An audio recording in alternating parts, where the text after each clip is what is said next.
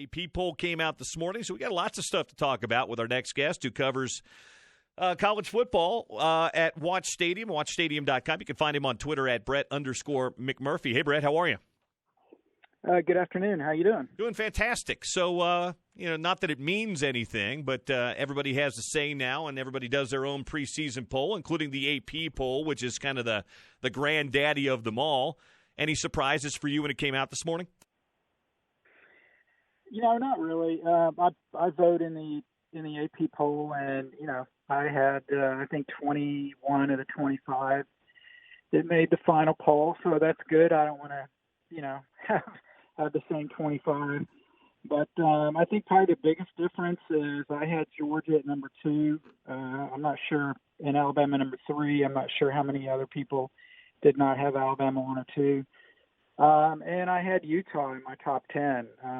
I think I had them at 7 or 8. They come in at number 14, which I get asked a lot, who's your dark horse team to maybe get to the playoff, maybe make some noise in the playoff.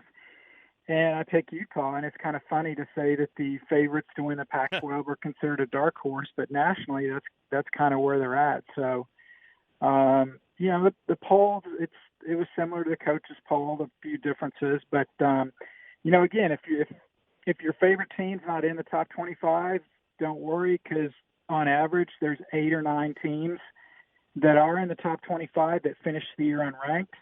So you can very easily be in there. And then also every year for the past 20 years, there has been at least one top 10 preseason ranked team that finished the year unranked. So you look at that top 10 and figure pretty much 1 or 2 of those schools will finish the year unranked. Last year we had 3.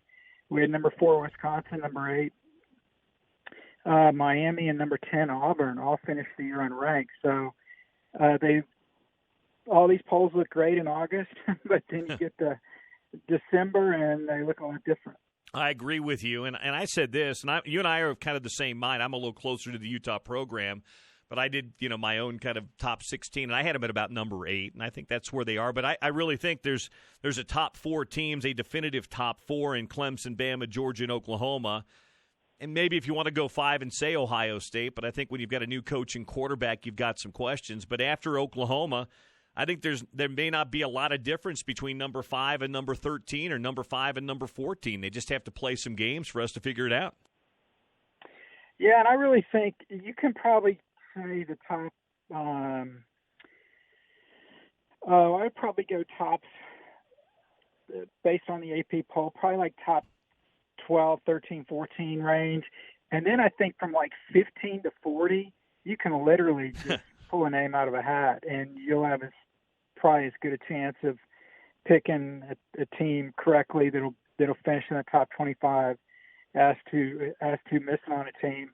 One thing to keep in mind for the past 20 years, if you want to pick who's going to win the national champion, only twice in the last 20 years has the national champion not started in the top 7. So the schools you listed, plus Ohio State, LSU, and Michigan, rounds out your top 7. So if history is any indicator, our national champ will come from those top 7. But you never know. Since we've had the college football playoff, there's been one team outside of the top 10 every year that made the playoff. Looking at that top 10, if I had to pick one out of the top 10 to make the playoff, it would, again, probably fall back on Utah or whoever wins the Pac-12. Where do you fall on the North? Are you on kind of the Oregon or the Washington bandwagon in the North? Not a lot separates them. Oregon brings back a little more talent. Washington's maybe a little bit more proven with what Peterson's done. But is there a way you're leaning one way or another in the North? I mean, literally flip a coin. I think I put Oregon a few spots above Washington based on, the obvious reasons. Basically, everybody's back. Justin Herbert's back. My concern for Oregon is Pac-12, Utah fans know, Oregon has been tremendous at home, and they've been terrible on the road. I mean, they've been Jekyll and Hyde. And if they can't win on the road, they're not going to be a contender for the Pac-12 or for the college football playoff. Washington has owned the conference, had the Pac-12's top defense top-ranked defense for the last 4 or 5 years. But then they lose everybody on the defensive side. Yeah. And, I just wonder that the fact that Jacob Eason hasn't already won the quarterback competition at Washington, does that mean maybe there's going to be some drop-off from Jake Browning? I'm not really sure, but it's hard to go against Coach Pete. But, certainly Oregon right now looks like they've got the personnel to do it. I mean, look, we'll know out of the gate. They play Auburn. That's a huge game for both teams because Gus Malzahn's, the only time he's not on the hot seat is when they win a game. So as soon as they lose a game, he'll be back on the hot seat. So that's a huge game for both programs to see if Auburn can contend in the SEC West. And, it's a big game not only for Oregon, but for the narrative of the Pac-12 to show people that, hey, maybe we're not as bad as kind of the vibe that's going around because we haven't had any success in the college football playoffs. How much does Auburn owe Malzahn? Is it like 44 or 40, something like $40 million? I mean, I know that's a hot seat, Brett, but that's a nice little buffer between the seat and your rear end if that seat is indeed getting hot, right? Yeah, it was a 7-year, $49 million deal, and about 3/4 of that's guaranteed. So, I think I can't remember the exact numbers, but I think if he gets fired this year, he still gets somewhere between 20 and 30 million. And so obviously that's going to make you reconsider if you want to do something. But yeah, it's just, and look, Auburn has done really well with Gus, but they've also underachieved. He's one of only 2 coaches in the last 10 years that has had 2 teams start in the top 10 and finish the year unranked. The other one was Mark Richt, who was able to pull that off at 2 schools, hit Georgia and Miami. Maybe that's not why he's not coaching anymore. But, the bigger thing is, Auburn's right there in the shadow of Alabama. So that's tough for the Tigers. But, Gus called plays in the Gator Bowl romp against Purdue. He's going to call plays this year. They have to replace Jarrett Stidham, the quarterback.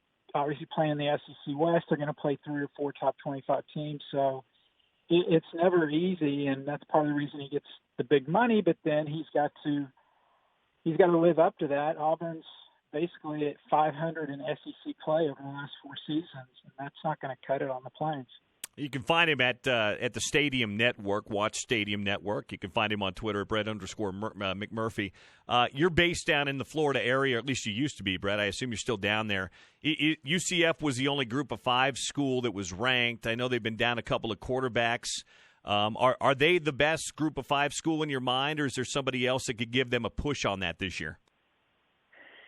Yeah, I still am down here in Florida, where it's 90 and 90 every day, not 90 degrees and 90% humidity. So thanks for asking. Sure. Not that I'm bitter, but yeah, actually, I did not rank UCF in my top 25. So I'm a big fan in Orlando. Being sarcastic, I actually had Memphis in my top 25. They are one of 7 teams that are projected to be favored in every game this year. They return quarterback Brady White, who put up a ton of yards last year. They've got a 1,000-yard rusher back. They open up at home against Ole Miss, so I think that's a huge game for them. And for UCF, I just think the fact that they lost Mackenzie Milton, yep, to the horrific injury, and then at the backup, Darryl Mack, he's out, in the off season, he's lost for the year. So now you're with Brandon Wimbush, who obviously started at Notre Dame, but he was replaced by Ian Book, and we saw the huge difference when Ian Book took over at quarterback. And so I think the offense is going to slip down a little bit for UCF. And on the flip side, the defense, last year they were the 13th worst rushing offense in the country. They've only got 5 starters back on defense, which, depending on your viewpoint, may be a good thing. So I think the offense is going to slip. I think the defense is not going to be improved. And then the schedule's a little bit tougher. They've Stanford and Pittsburgh in consecutive weeks. They go at Cincinnati, which actually I think could win that side of the division. So I kind of like Memphis out of the American, and as far as like the best Group of 5 team. if it's not from the trio of Memphis, Cincinnati, or UCF, I think Utah State's got a good shot. Obviously, with Jordan Love, one of the top quarterbacks, obviously one of the nation's most underrated quarterbacks, and then Boise State. I think they can make some noise. So I think it's probably one of those 5 teams that I would, if I had to narrow it down on who may get the top group of 5 ranking and get to the New Year's Six bowl game.